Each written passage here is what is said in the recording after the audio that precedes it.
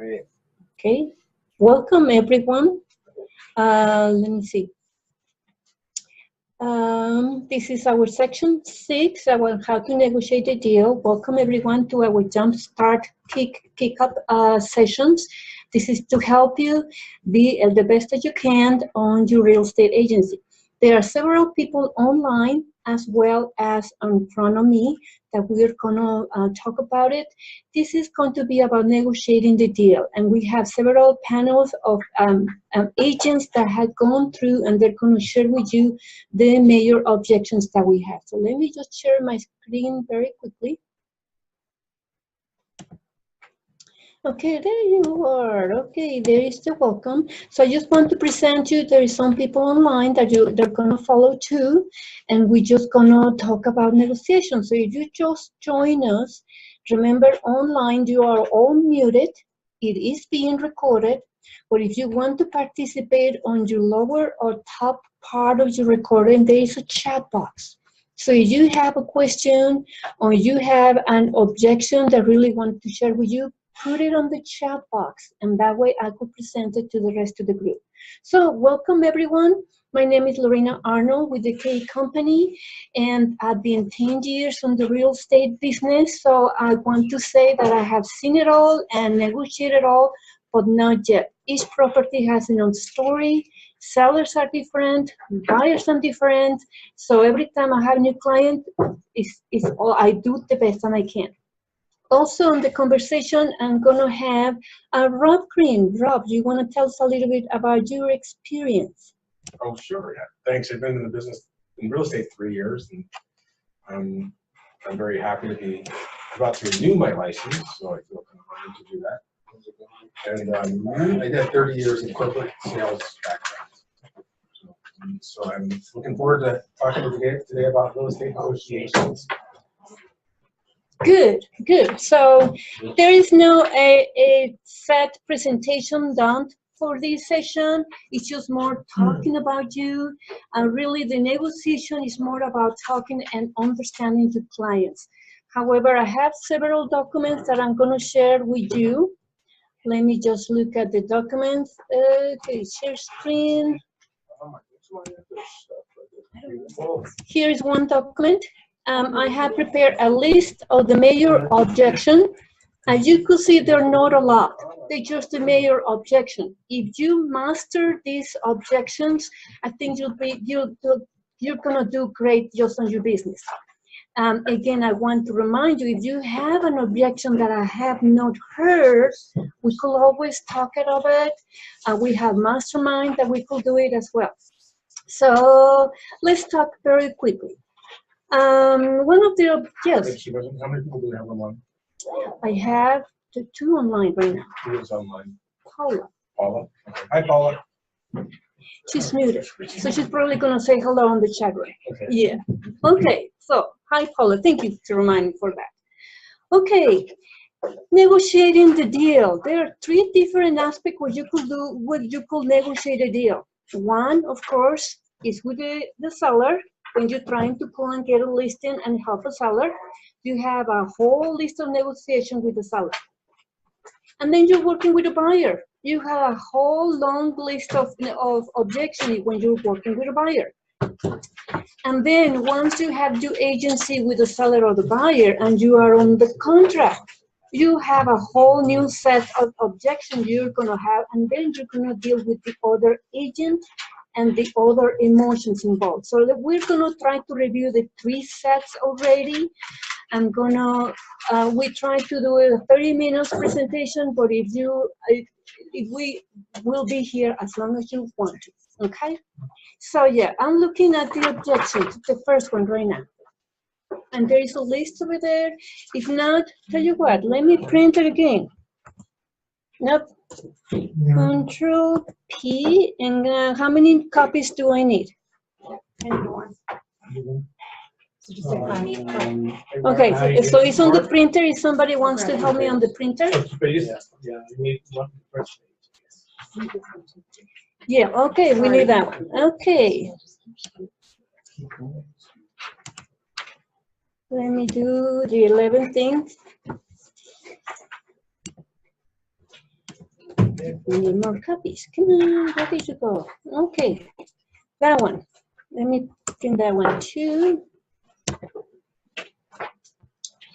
Okay, first of all, somebody called you out of your marketing or you have from the sphere of influence and they want to sell their house. So the first thing that you're going to encounter are objections for a listing presentation. So what are the things that you have heard? Rob? Things I've heard Yeah, from a listing presentation. So I have them, I guess I started backwards because now I'm starting on the lower part. It says sellers.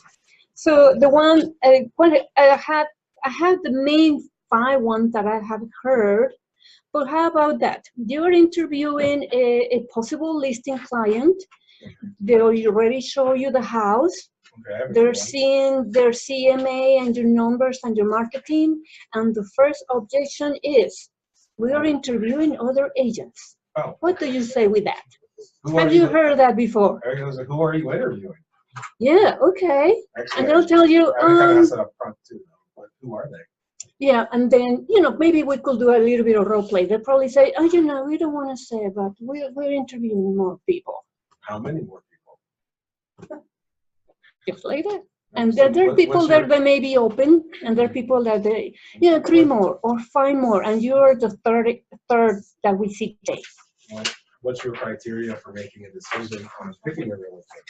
So, what I hear you saying, Rob, is you ask back the question. You're trying to see what are they looking for. Well, the goal is to ask them open-ended questions so that they're not giving you like yes or no, because you want to get as much information out of them before you shut up.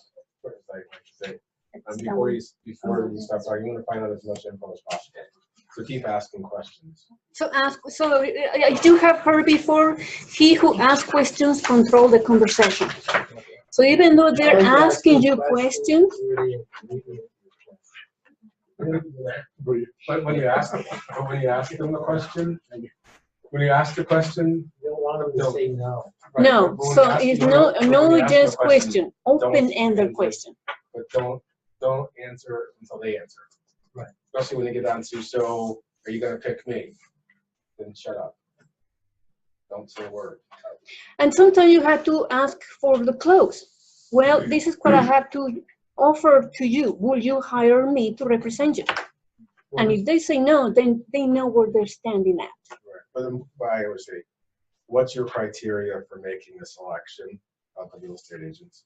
And then I follow it, and they tell me, and they say, so I try to go back with each of the things that they may have said to show how I did that. And then I ask, so if I'm the last one or the first one, or the last one, where do I stack up compared to the others that you've already talked to? Good, good. Also in-house, I have Mark. Mark sometimes hides behind the door. So once in a while, I'm going to ask Mark to help us because he does have a lot of experience as well. So thank you. So the first thing is try to eliminate their objection. Let them talk. What are they talking to? Okay. Say they got it, they love you, know, like, and trust. And now you're showing them the CMA. So the next objection I have heard is, okay, you're showing us the number, the house is $350. No, I want you to price it higher. What do you do in that situation? Well, what price do you want? Okay, let's do it for 400. And you know your market analysis is about 350. How did you determine that number? Because as I showed you, I came up with that number by comparing houses that have sold within the last 6 months within a quarter of a mile of your neighborhood that look essentially the same. So what criteria? Well, I'm sorry. What data are you using for a higher price? Mm-hmm. Good. Mark, what have you answered for that objection? I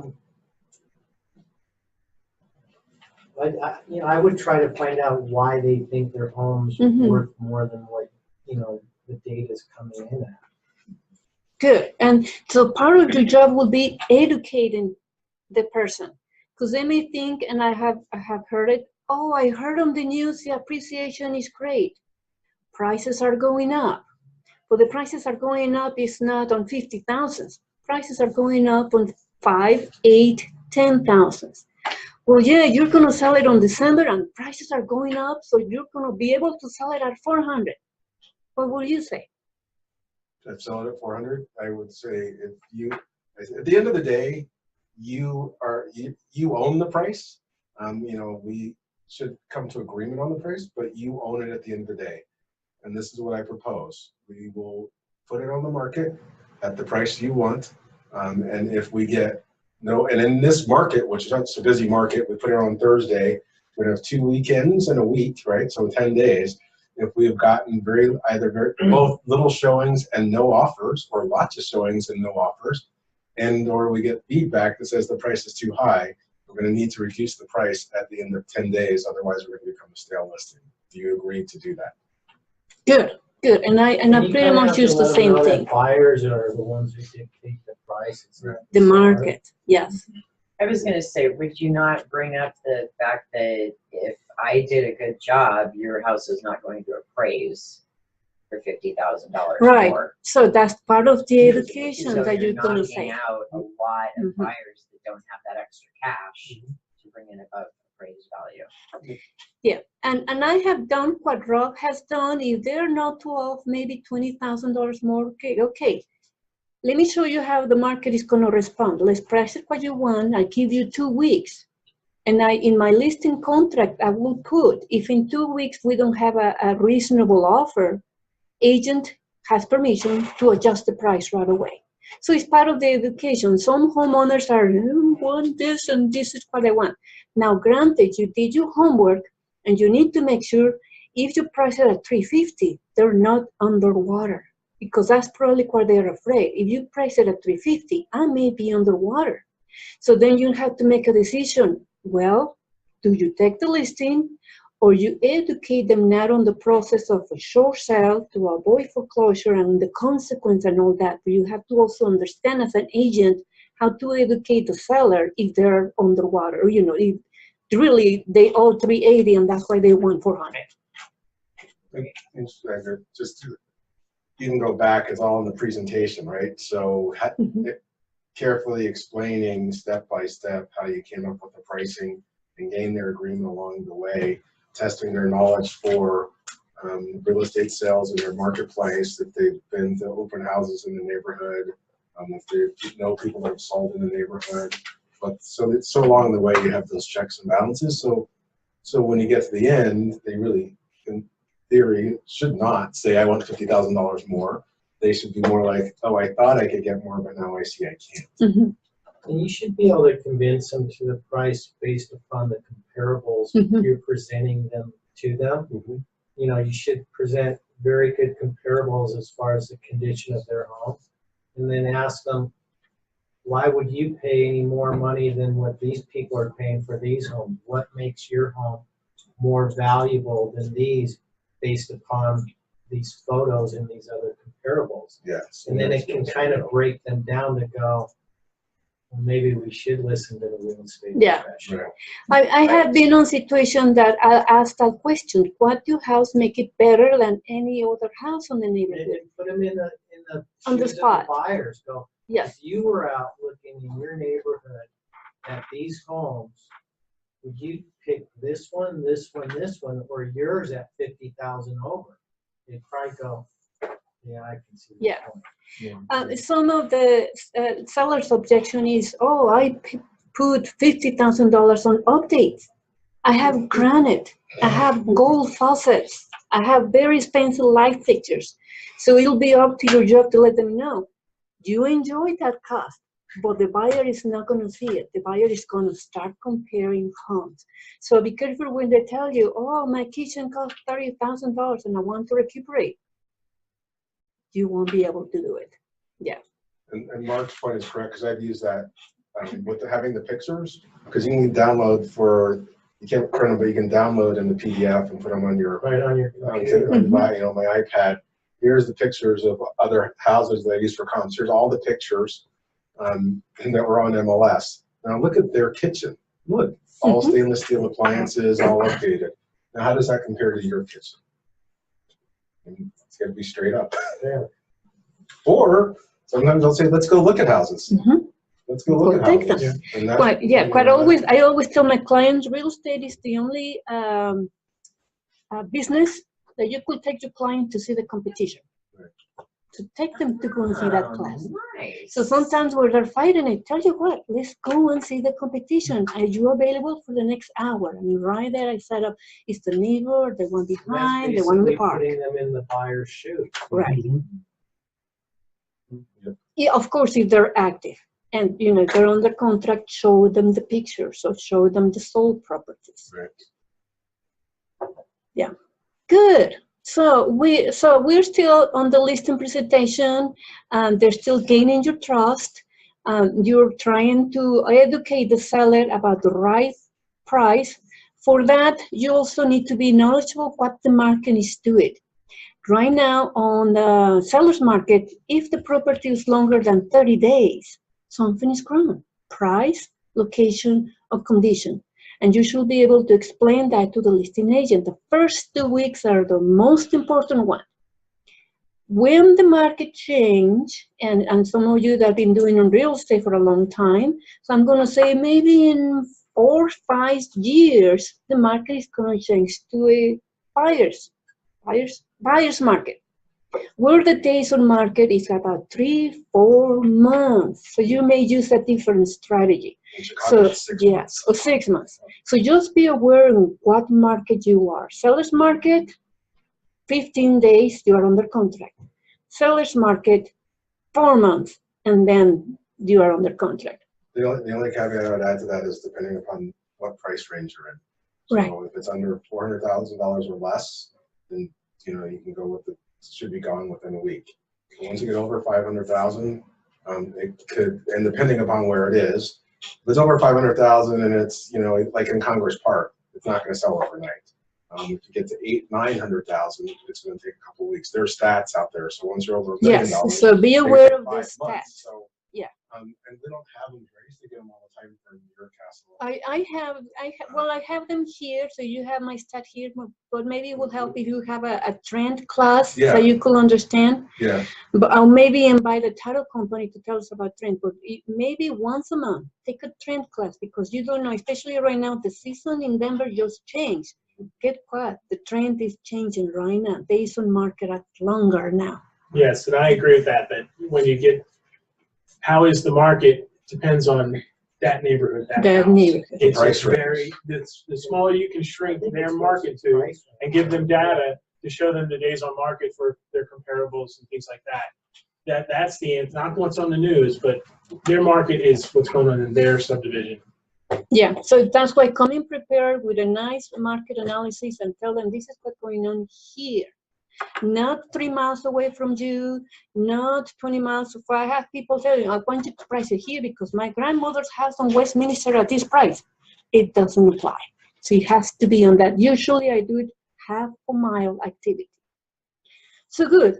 So you're getting the trust of the client. So my next objection that I get, and I have it here. We will sell right away in this market. So can you reduce your fee? What will you do with that? So Rob, what do you say on that objection? Well, that is truly a case-by-case basis, depending upon how well they know them, what they do for a living. Because sometimes I get really flippant and I go, "Hey, you're a lawyer. Do you discount your fee?" You have to understand that we are, as a realtor, I am practicing limited law, and so there's lots of contracts. This amount of time. It doesn't matter what the price the property sells for. We earn every dollar. There's 240 steps to get your house listed, put it on the market, to go through the whole contract negotiation, go through the contract, and get it successfully closed. So I can't give you one specific answer because I vary depending upon the situation. And if I'm selling and buying, then I will agree to a discount. But I'm not going to just let somebody out of the gate beat me up over the price without going back to them with some pushback. Right. So that's a good explanation. What's the value of your time and your knowledge? And consider yourself, you're almost like an attorney. So talk and act like an attorney. Does an attorney give you that? So some of the answers that I have to that objection is, I'm going to help you on the biggest financial decision on your house, to sell your house or to buy your house. Depending on who I'm talking. Usually I'm talking with a young couple or something.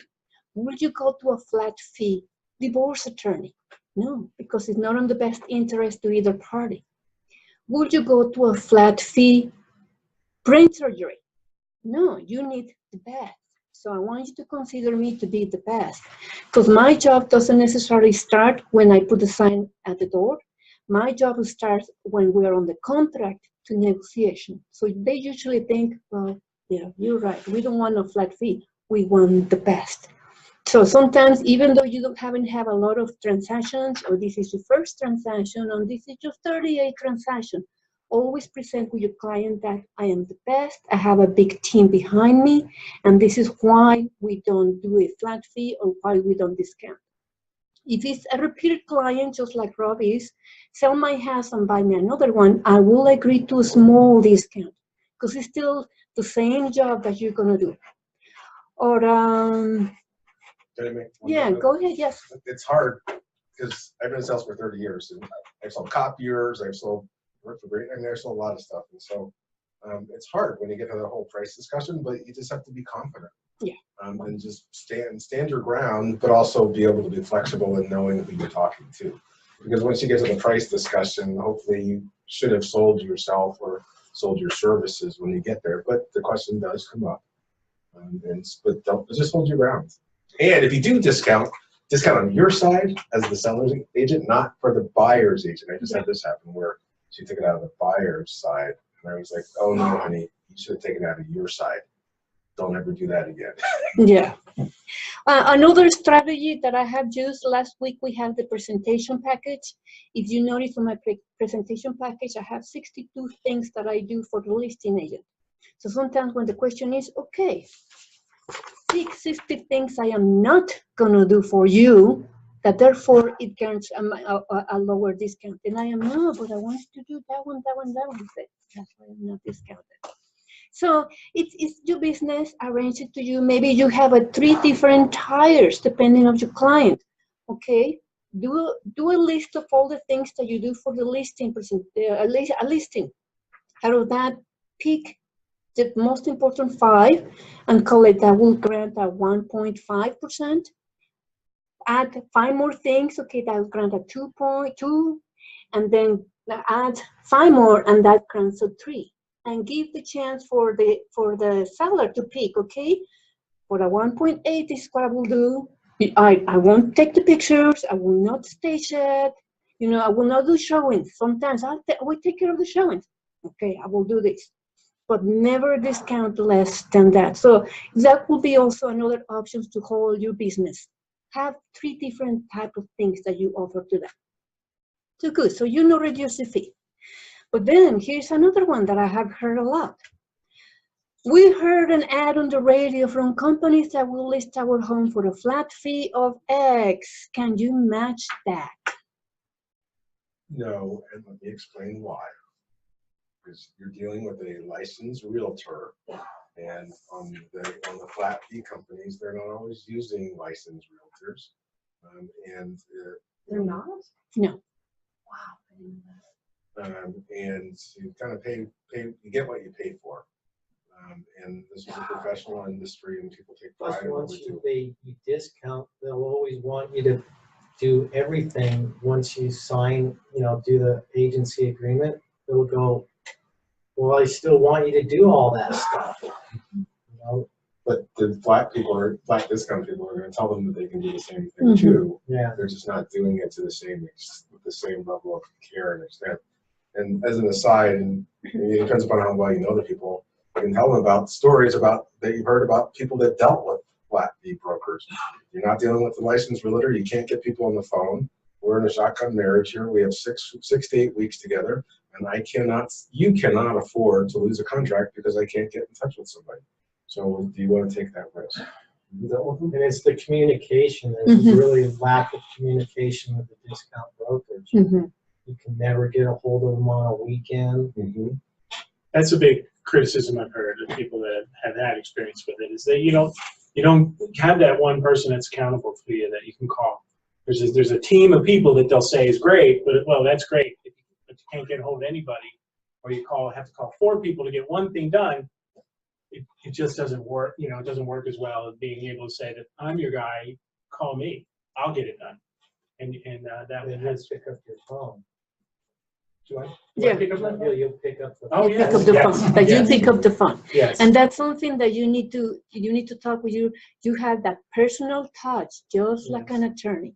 And the way it was described to me, the flat fee companies are like Starbucks. You put your order here, or you're never gonna talk to that person again until you talk to the person that is making the coffee. Once you make a coffee, you're not gonna talk to the person until the person that is on the cashiers. So explain to them what kind of service do you want? And personally, this is my marketing. I'm going to be in charge with you on this marriage to sell your house. Or you prefer to talk with a Starbucks person, and sometimes they're things like that. So that's what I use. Can we talk about the other side? Yes, Just a second, talk. though, on the buy side. This is being recorded. Yes, it is. People have a tendency to say, well, I'm not going to show somebody that house because it's a discount flat fee. So you can avoid that by in your contract on the buy side, to buyer's agreement, the price that you're looking for and the dollar, put it right in the dollar commission that you expect to get based upon that price of that house, because then you can use that. I've never done it. I mean, I haven't had to use it, but that's what I've heard people do to get around that $3,000 flat fee on the other side. But do not, and be very careful, because there's one flat fee company in town that recently sent people out to testers, and a couple agents said, I'm not going to take you to that house specifically because it's a flat fee brokerage, which is a no-no. So, Yeah, you I've still have. noticed more and more recently in their broker remarks. Now they're saying, now you can ask the seller for more money. In the last month, I've seen that. Negotiating. Yeah, negotiating. Everything is negotiable, and we're going to talk about that. So sorry, I I have just wanted to address since Yeah. we talked about flat fee, I have two done sides of it. that story. both ways. Or you just beat up whatever the property is. Oh, this, would you want to live there? Yeah. On the buyer side, I actually had put on my agency, okay, because you could decide my commission is paid by the listing. If I go below this amount, would you be willing, buyer, to pay me the remainder? And I heard, well, we don't know it. Just be aware that some companies don't pay. But when you still see houses and see my value, will you be willing to pay me? Actually, it's not you. It will be arranged to your lender, and you explain them all that and the title and all that. But I have put it. If my amount goes over or under this, will you, buyer, be willing to pay me? And they usually say, no, let's not even look at that home. Yeah. They don't want to pay you. But you've actually had talked to the sellers, or not talked to the sellers, talked to the sellers agent, and they have changed their commission structure Actually, for you? if you, on the MLS, it Yeah. should tell you how much they're paying to the Right. buyer, so follow that. If it says, and we're But just I paying a thought flat that- fee. I thought that somebody said that. Mark said it, and I've seen that. I've seen it too. I Well, just they haven't- have But you you can write in negotiate. additional provisions of what you do want. Right. Which is would be. So basically, it's all negotiable. Okay, Yeah, so when you put on the contract, you could put buyer agent to get 2.8 the purchase price, no matter what. Yeah. Yeah, I understand. so you could. And put that that. becomes a negotiation. And doesn't the commission kind of want us to handle that outside of the real estate contract? Typically, they do, but now, if you're trying to get your full commission, you would put it in additional provisions in your In the original contract. contract. Okay. In your buyer's contract. Yeah, in the contract you're writing up for that I'm sorry. particular. For the property in the contract. yes. Yes. But you should also have the dollar amount in your contract, in your agency agreement. Just right to buy? Okay. Yes. So we reviewed the major sellers' objections that I have, and we're gonna jump into the buyer's objections. So anything else that you have from the sellers, if you go list a house, quite have you heard about them that you're not getting the closing or the listing? What else? Well, I've had meetings with people where they say, I'm gonna list it myself, or I'm gonna use you. And you're having a discussion where you're not competing with another agent, you're competing with them doing the for sale by owner. And there are some of the objections you have, that some of the arguments that I would make is the liability issue. That you're taking on much greater liability that you're familiar with or experienced with, that I can handle for you. There's another range of things that come up when you're somebody's trying Explain them all the fires that can erupt during the transaction, and they'll go, oh, really? Well, just describe how many documents they They need need to up sign. front. They need to sign, property disclosure, seller's property disclosure, water, all of them, and they'll be like, oh, I didn't know that. Yeah. So there is a, like the question like Raul said, and I do ask them, have you done a for sale by owner before? Because some people have done it before. Oh yes, I have done it. I said, good for you. Then why am I here? Why do you need a realtor? Sometimes they're just trying to get the market analysis for free. And I kind of, okay, sure, here it is. Thank you very much. Thanks for the water, because they already made the decision. But if they say, no, I have never done it before, then you go through all the liabilities issues that they're going to have to face, all the disclosures. And sometimes I go into, this is a 1950 home. Are you aware that you may have lead? You may have carbon monoxide. And they're, I don't know. Okay, that's why I'm going to come here and help you. If they still do let me think about it. I leave them the seller's property disclosures. I don't leave them my marketing yet, because I don't want them to go to their brother and steal my marketing. But I leave them the seller property disclosures. Tell you what, while you think about it, start filling out this information. And I'll come back tomorrow and help you out. And if you have seen the seller property disclosure, it's a 6-page full of attorney language and the property condition. They get very overwhelmed. And usually they call you back and say, we don't know how to do this. I say, okay, that's where I'm going to help you. So what else? So we're going to do it for sale by owner. And depending where you are on your business, if you hear a for sale by owner, don't fight it. Let them, or if you're targeting a for sale by owner, say, good for you, good luck. I'll check with you in 2 weeks or in 1 month, and do check with you. They may get frustrated. How is it going? How is it showing? And point out a pain that they're having, especially if there is a new couple with a dog and a baby. We have to get out, and there is the showings, and we have multiple offers. We don't know what to do, because even though they're for sale by owners, they could sign an agreement with you and pick up from where they are in that moment. Say, I'll take care of everything. Don't worry. I'll do the showings. Take care of the baby or dog or whatever it is. So sometimes when I go visit back my for sale by owner, like I have one lady, she's a for sale by owner. Okay, how you doing? Congratulations, you're still active. What's going on? Oh, we have this offer and we don't accept. Okay, check with you in 2 weeks. So if you also running a business, make sure you don't waste your time on a for sale by owner that really is not motivated. Just move on. So that's a good one with the seller. What else have you heard from the sellers? I have one other thing that popped up in the past, was that when you're competing with other agents for the listing, if you don't have, they may have a more bells and whistles or dazzling sort of marketing proposal, which and that's not really important. That's just smoke and mirrors. What's really important is that we price it right and we market it right and all that. But they're kind of influenced by that. Like at Keller Williams, we have the guaranteed sell program or whatever, something that is one of these smoke and mirror kind of marketing things that we're going to put it on the super internet or something. Mm-hmm. And it's just kind of BS, but you have to sort of convince them that it is. Yeah. So that's part of trying to get to the client to get to know you, like, and trust you. Because if they start saying, oh, the other company does that, and the other company does this, the other company, well, you could always answer, I can't compete. Go with that company. I use a lot what I call reverse psychology. And I ask them, okay, so if you like that much that company, how come you have not signed up for them? So that means there is something they're not convinced yet.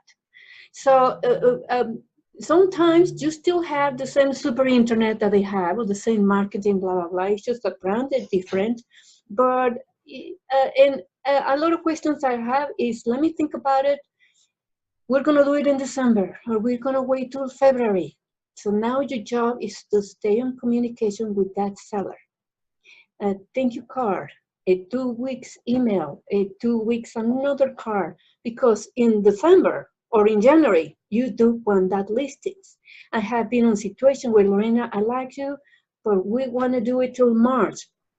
Let's do a listing presentation right now, contract date today, listing in March. That way I'll be ready and I will start running when it comes to March.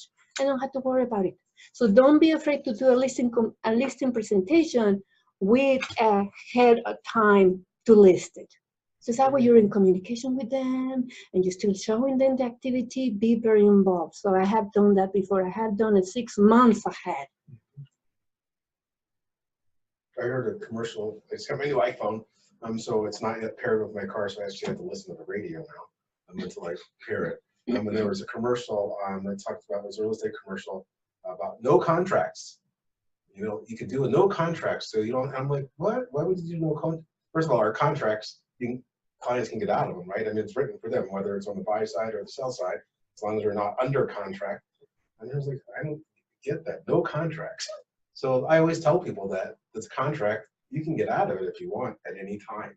I said, I just would appreciate you, telling me why, but you can get out Yeah, of it. like But I heard it, I was like, wow, that just seems so weird. Like a professional, when you hire an attorney, when you hire a dentist, or when you hire an architect, you have a contract. Why not have a contract when you hire a realtor? Yeah, but if they're not happy with your services, write me a letter and terminate my services. Just like a professional you are. Okay, now let's jump into the buyers. So if you remember any objection with the sellers, go ahead, interrupt us. We're here. But let's talk about the buyers. What kind of objections you have wrong with the buyers? So one that I have heard is, you're talking with the buyers, you're gonna start showing them, and as a good business practice is, don't show houses until they have seen a lender. Because otherwise, they just lucky Lou, they just seen the decoration and the houses, but they're not really serious to buy. So, and I have buyers approaching me, okay, Lorena, show me this house. Do you have a lender? Are you talking with your lender, a pre-qualified? No, we already have a lender. I insist for them to send me the letter. No letter, no showings. That way it's not a waste of time of you, not a waste of time on me, and I have to be in contact with your lender anyway. So tell your lender to copy me. That way you have now 3. You're a team, the buyer, the lender, and you. And if they object into that, then you know they're not serious. The lender is, I want to keep my lender quiet, or my lender is out of the country for the next 6 months, or type of things. I have heard it, okay, find another lender. So one of your team persons that could help you as a buyer agent, make sure you have, what will be a word, a plethora of lender referrals to give them. This is an FHA, or you need down payment assistance, or this is, whoever you have worked before, make sure you also refer, like in a different language. You want a women lender. I have sometimes referred women lender because they like to work with women. She's a woman or something, not a man. Okay. So have lenders on your arsenal to refer people. And I tell the lender to call them directly. I have a lead for you. They want to buy houses, within 3 months or something, give them a call and have the lender help you make the deal. What else? What other objection have you had? We don't want to sign anything. I have another one. Yes, show me the house. I have my lender, but I don't want to sign anything. What would you say with that? Well, it would depend. I mean, if they want to look at one property and only one property, I would do an agreement for that one address versus one that's open-ended, right? Normally, we do like a 6-month buyer agency. We can do one just specifically for one address. So you can show them that one particular, if they want to buy that one that you're showing them, they're obligated to buy it from you. Yeah. But that's So a you should. rare, I mean, I have not had that objection of people not wanting to sign anything, they sign, but I do know that there is that step back, if it's for a particular property, I can put the address in. And depending what's the relationship you have with the buyer. I have the buyer that came to the office, they came from Arizona, and we have this house is still available. Can you show us?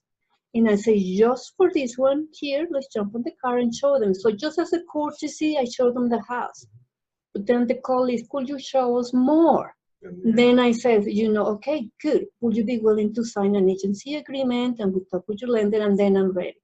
But sometimes see the situation. If they're driving by, right now it's going to be the Thanksgiving season. You're going to be amazed how many people, the day after Thanksgiving, they want to see houses. Grandma's here, mom is here, the dad is here, or the son is here, and they want to see the house.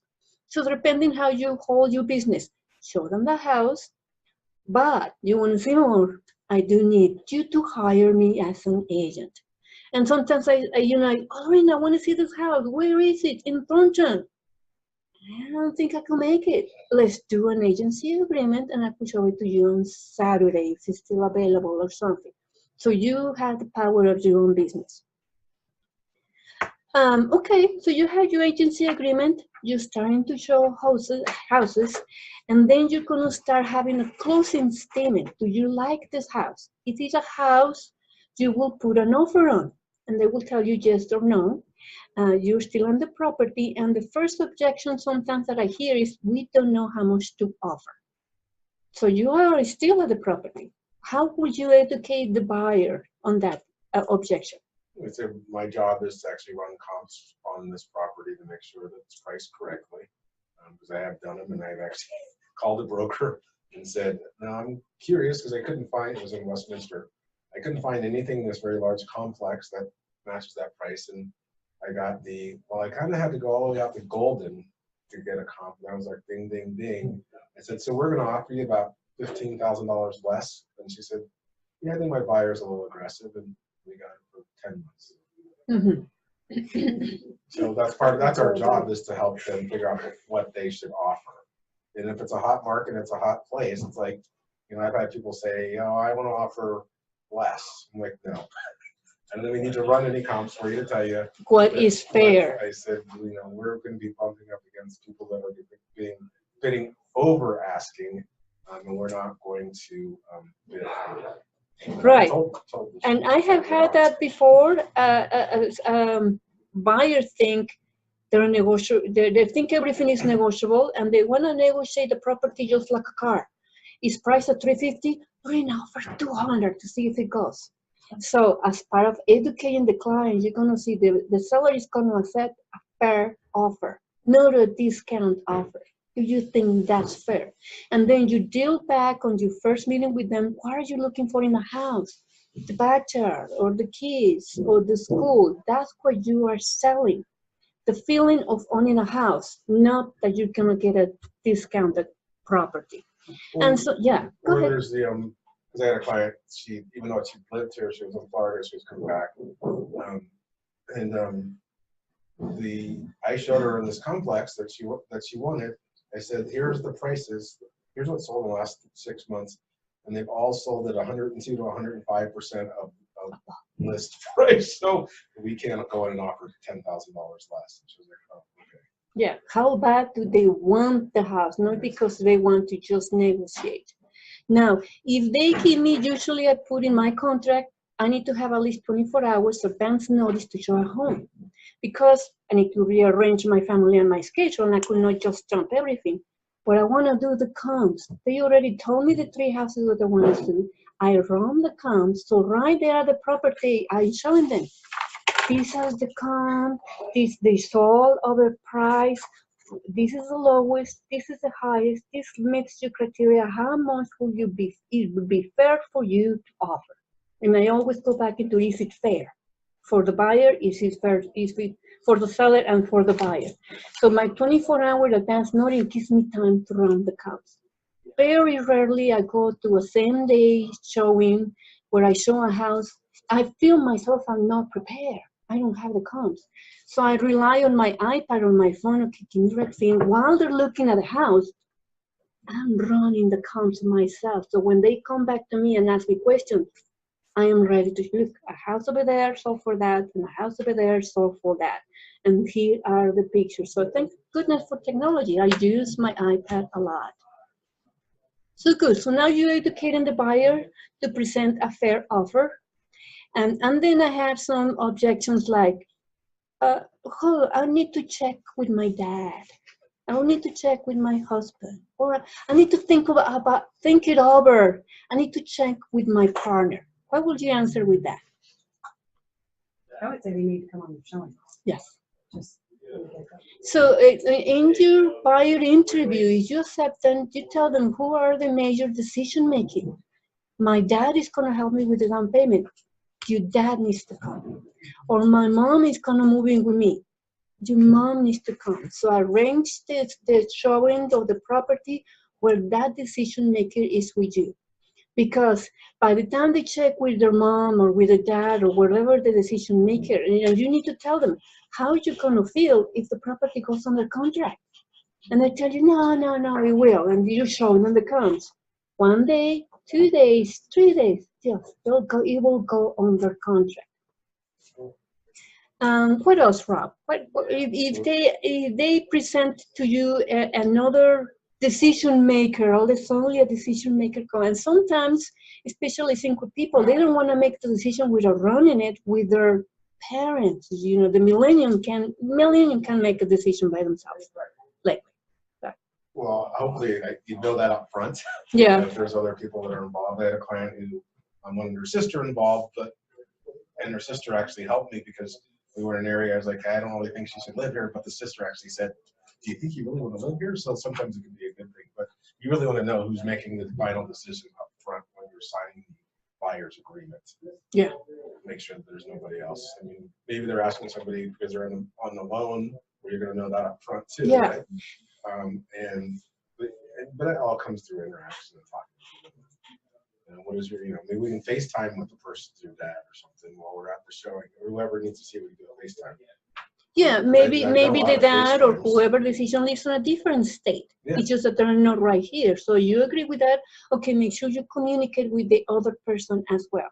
So that's why it's very important if they have a lender, for you to communicate with the lender. Sometimes the lender may tell me they're receiving a gift for down payment from the parent. And I need to be in touch with that parent, because then I need to be aware if the parent loses their job or they don't have the fund, this deal is not happening. Or I have a situation where the parent was already on the hospital and the parent did pass away. So we had to scratch and wait a whole year until we continue again. Yes. So what other objection have you heard from the buyers?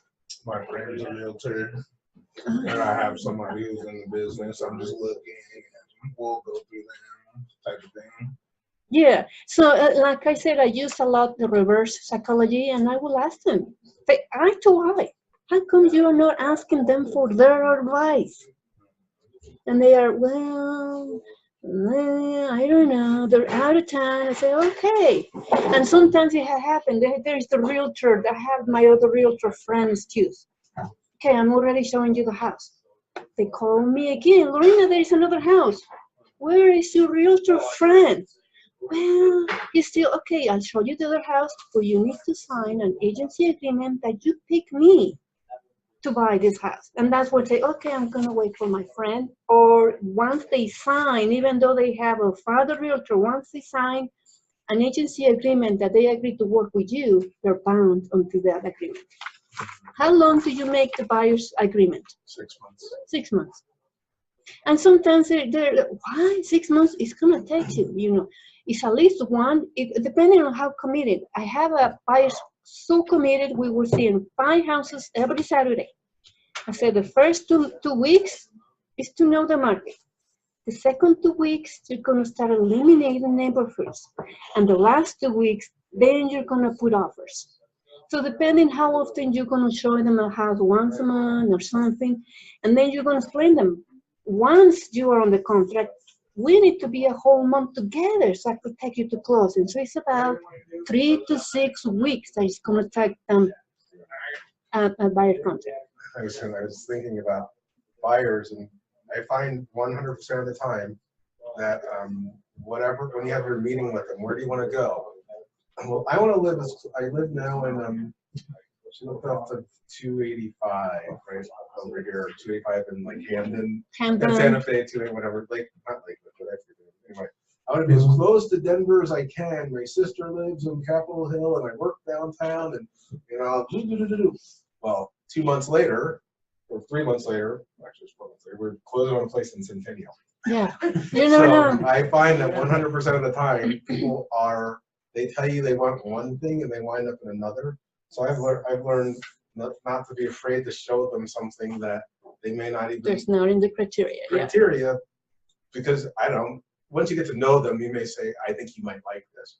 But I just, my history has shown people do not. I had a guy who's now downtown Denver who wanted a house out near DU. He's now in a high-rise downtown. Yeah, well, it just happened to me. I have a lady living on Lupton, Longmont. Yeah. She wants to get closer to Denver, but she wants between Boulder and Longmont. So you know the prices between Boulder and Longmont. Say, I can't find anything, but I did the same thing. What about for Lupton? There is a, you know, a ranch house. It may need to be repaired. They had land. Will you consider? She had no idea that the same distance for Longmont to Boulder is the same distance for her to Lupton. So it's kind of, I didn't thought about that. Okay, let's go see it. And this guy, he was moving here from Boston to work at DU, but you know, he was referred by a friend who lives by Cheeseman Park. I knew everyone. He was going to be hanging out with all of my friends. We all live in the city, and it's kind of like, let me show you what life is like if you're going to live out here versus living in the city. And now we see him like 2 or 3 times a week because he's living, and he loves being in the city, but that's not what he originally told. I want a house because I got a dog and yard and and like that's not where your social life is going. Mm-hmm. Yeah. Part of that counseling session. Counseling. You sometimes being a counselor. Counseling. What that's a good. What other objections have you heard from buyers? Common one is that, you know, this market's, it's too high, it's gonna come down, I'm gonna wait until it comes down, it's too crazy. Yeah, I have it. We want to wait and save a bigger down payment, or we want to wait until the market comes down, which it's okay with you. I understand. At the bottom of the page that I put, I use this a lot. I understand how you feel. I will be on the same situation. I used to feel, felt, and found. I felt the same way if I were you. I find out that if you wait for more, we may have more inventory. It's past the holiday season. Right now, there is very little inventory.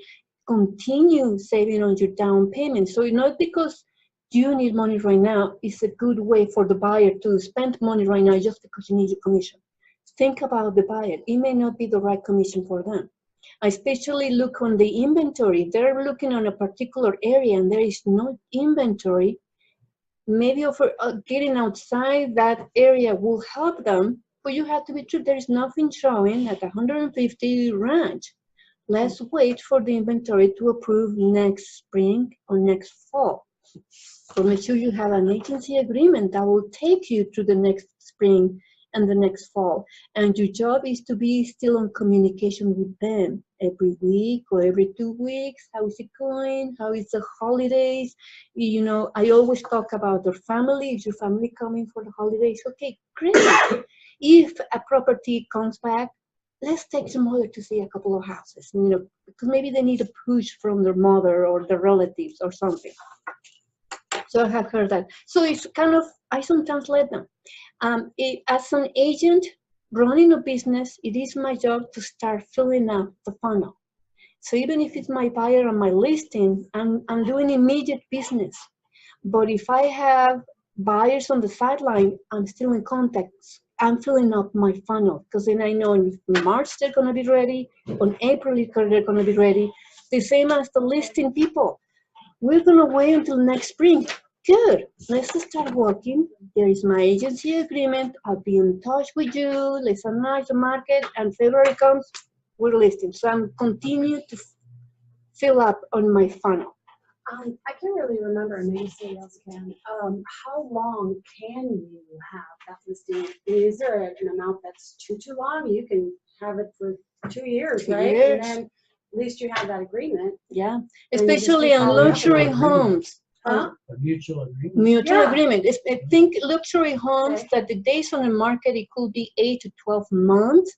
If you do a listing agreement for 5 years, it's okay. There's Okay. no limit. Okay. Thanks. But you have to be in touch because sometimes they forget. And all of a sudden Right. you see the house listing and I am, you sign an agreement with me? Oh, we forgot because they put you in the drawer and they forgot. So you have to constantly be on top of mind of them. You know, the Thanksgiving, okay, you're preparing the house, how that kitchen renovation going, make sure that you let them know that you're still there. So that's your job. So yeah, there's no limit for the agency. Agency agreement for both buyers or listings. Well, and then the listing, don't you have to put a price in there? No, you could put TBD, You can? to be determined You at can. time of marketing. You can, but I always do, so that there's no confusion. Because if you say you want 400,000, they want to put 600,000. And I mean, I don't know why anybody would come back and say anything anyway, but I do put a price in specifically because I want to put in what my commission is. Oh, okay, yeah. So that's why I do it. I know you can do TBD, I work but a lot with investors where I help them do the purchase of the house and they say, Lena, we want you to sell it. When are you going to sell it? We don't know, 4, 5, 6 months, as long as the flip takes.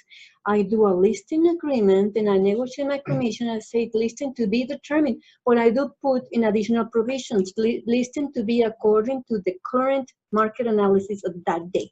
So, yeah, So that you're way it still doesn't covered. go You're still overboard. covered your buyer. Oh, I thought we were talking about the buyers. Or even on the sell side, I still Yeah. put in, even though we may not know the exact price yet, I do put in the price.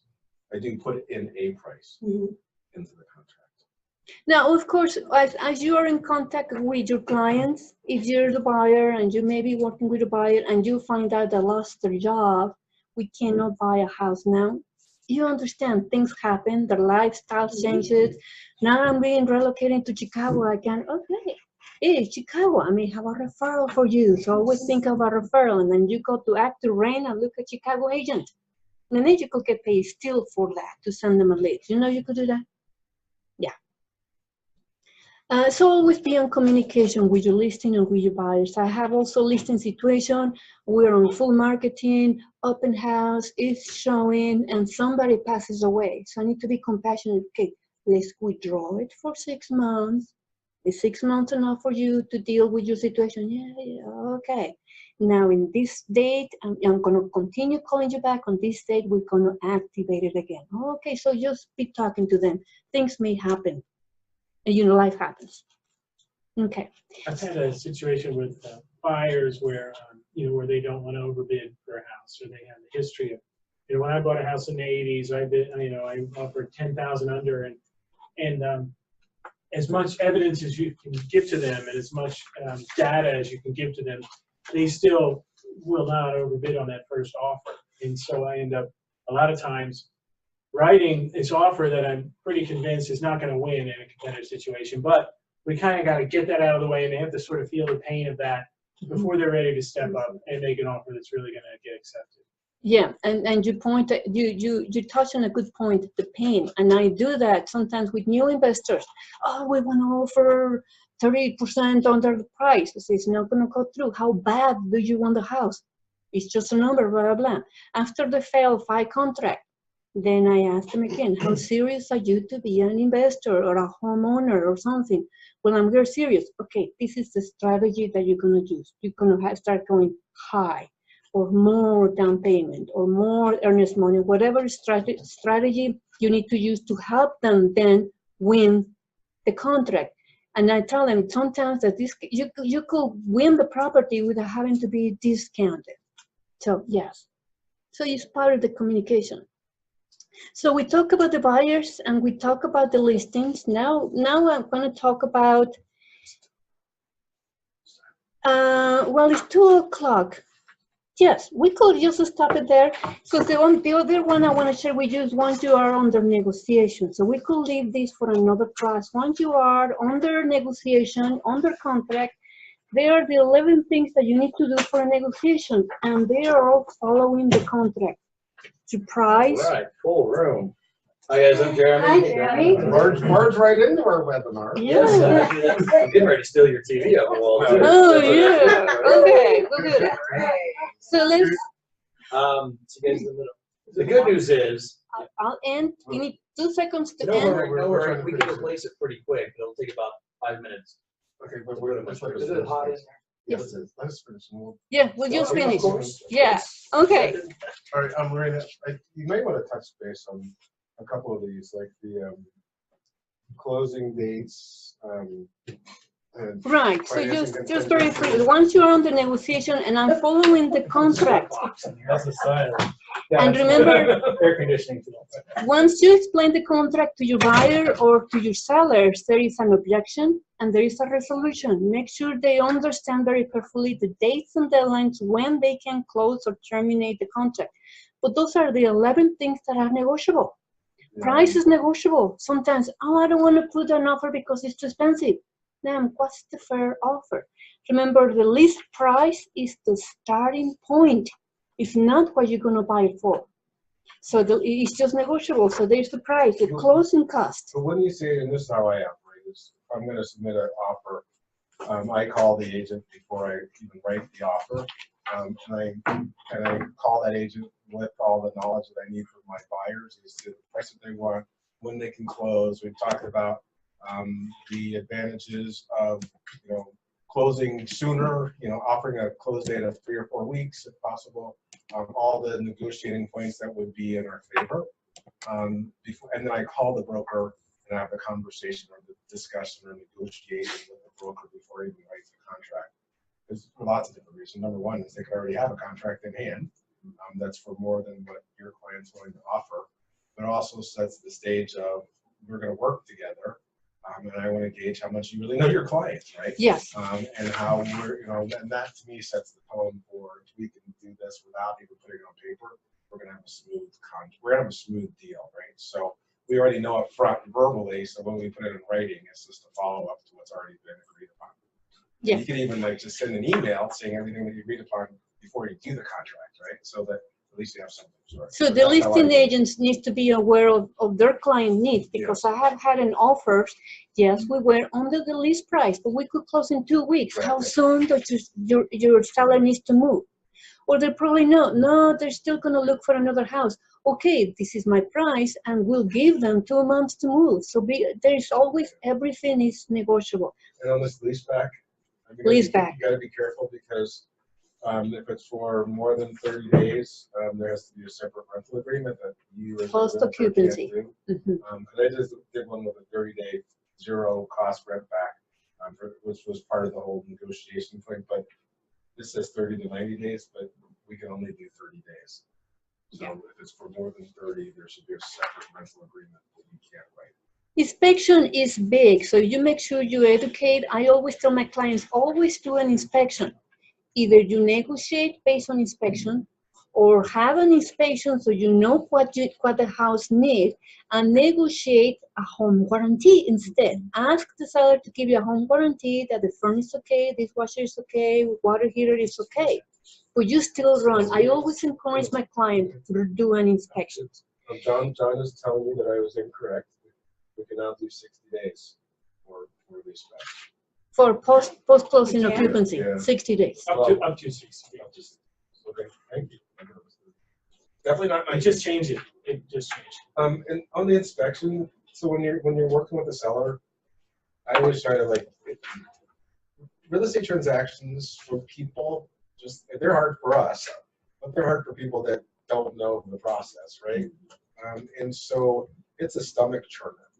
So you got to keep telling them where all the bumps could be along the way.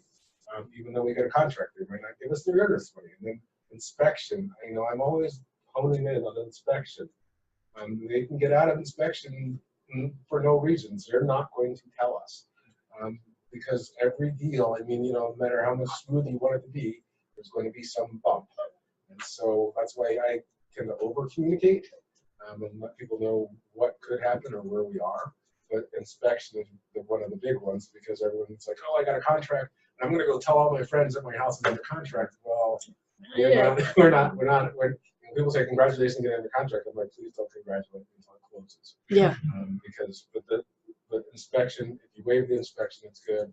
Or if you put in your contract, we're only gonna ask for safety items, then that's also, so you're not gonna ask for furnace, that also will help you. So we could spend a whole hour on this, but I think we're. Yeah, we could spend a whole hour. Like, Well, the guy from the East Coast really wants to get into. yeah. So I want to thank everybody for coming. You're 2 hours ahead of us. The East Coast attitude was like. It is being recorded, so whoever joined us, I think Paula is still there. Thank you very much. It will be on YouTube, and I will share everybody the video. So thank you very much for that. You have a wonderful weekend. I'll see you next week for what we're doing, how to farm an area. Okay. So thank you, everyone. Bye bye. Thank you. Bye. Thanks, Lorna. Do they want us to take our